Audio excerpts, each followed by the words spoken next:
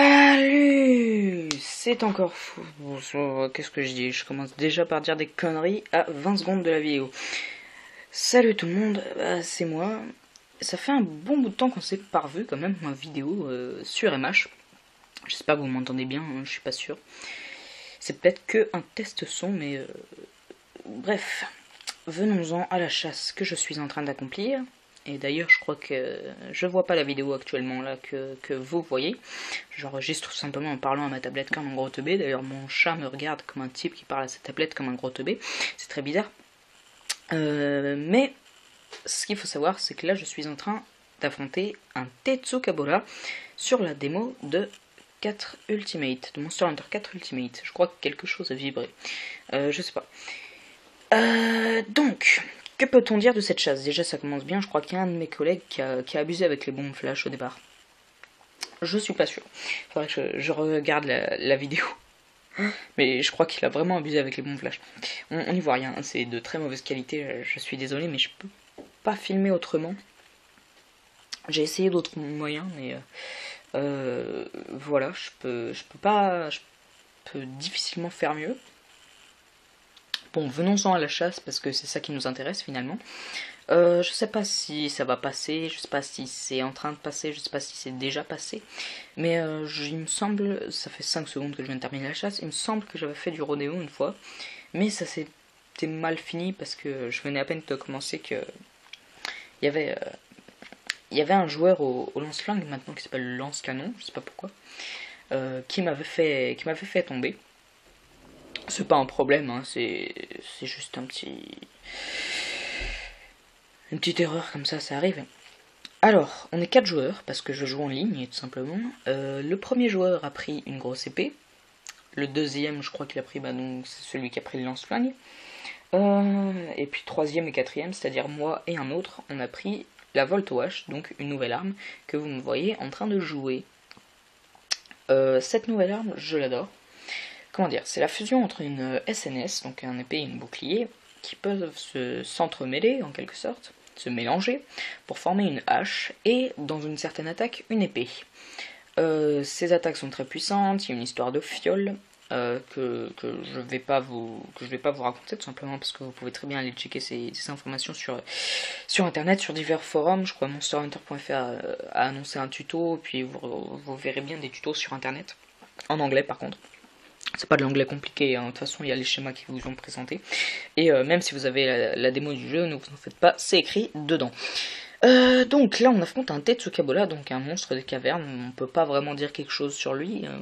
Il n'y a pas vraiment de particularité. Il a 2 grandes longues défenses que je pense ouais, ça doit être déjà passé là. On a sûrement bien pété dedans. C'est bizarre, la phrase est bizarrement construite. On s'est fait plaisir à les péter quand même, hein.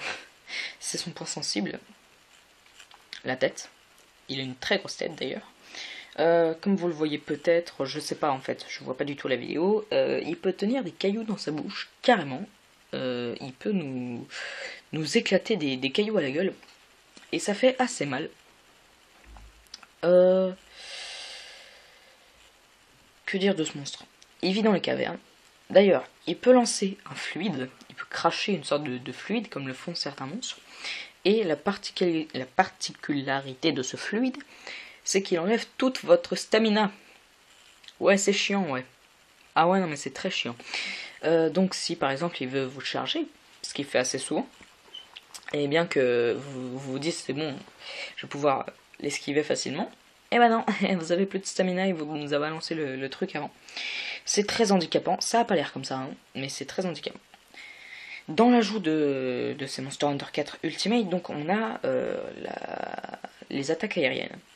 Très pratiques, elles nous permettent de faire du rodéo, monter sur les monstres, mais aussi de faire des attaques putain de classe. Voilà. Si vous regardez bien mon bouclier, à certains moments il est rouge. Comment ça se fait? Je vous explique. En mode H, il y a un super dash. Si vous annulez au dernier moment, c'est pas vraiment annuler, c'est changer d'attaque au dernier moment que vous faites le super dash, vous passerez en mode épée, et votre bouclier sera rouge. Ce bouclier rouge permettra une nouvelle attaque. Au lieu du super dash normal, dans Monster Hunter 4 Ultimate maintenant, on va se faire l'attaque que vous avez sûrement déjà vue, la grande attaque avec le dézoom puis le grand zoom de la caméra. Voilà. Qui fait très très mal, et les fioles, donc cette histoire de fioles qui explose sur le monstre là où on a tapé, c'est assez différent avec cette attaque que sur le super dash normal. Sur le super dash normal, tout simplement, vous touchez le monstre à la tête, les fioles se dégainent sur la tête. Vous touchez le monstre nulle part, vous le touchez pas, et les fioles se dégainent nulle part. Alors que là, les fioles se dégainent indépendamment de l'arme. Je m'explique, c'est un petit peu comme un lance-flingue. Cette attaque, il met la hache par terre tout simplement. Il fait exploser les fioles.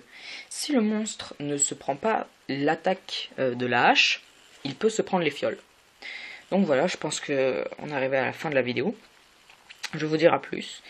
Et de toute façon, je pense que le temps est déjà passé là.